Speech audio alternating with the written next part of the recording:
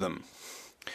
So the Conservative motion before us today is just an example of how the government is doing things badly. So how is the Liberal Conservative NDP coalition dealing with this? Speaker, what coalition that she's talking about?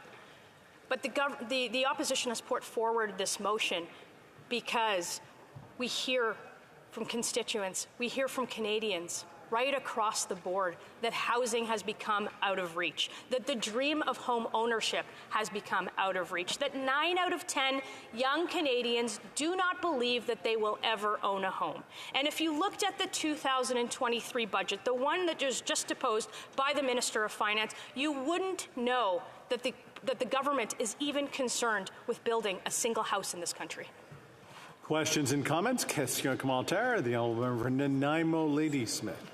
Thank you, Mr. Speaker. You always have a good ring to my riding's name, and thank you to the member. I'm wondering if the member could clarify how she defines affordable housing. We've all seen the ways in which affordable housing has been poorly defined to define housing that's nowhere near affordable in the past, and also has she consulted with local organizations like the Federation of Canadian Municipalities on the issues that they are defining as NIMBYism as well as zoning development that's found in this motion?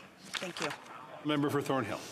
Mr. Speaker, I actually agree with the member opposite on her concern about affordable housing, but we don't have any affordable housing in this country. We don't have enough housing for the population that are becoming new Canadians, the 500,000 people a year who will come into this country and will have nowhere to live. We are building 4 for every 10 people coming in. So I'm happy to let her know that I'll be speaking at the Canadian Federation for Municipalities later this month, and I consistently consult with them with their ideas, and many of those ideas are found within this motion. Questions and comments? Question commentaire. The Honourable Member for Langley Aldergrove. Thank you, Mr. Speaker, and I'd like to thank my colleague from Thornhill for an informative speech.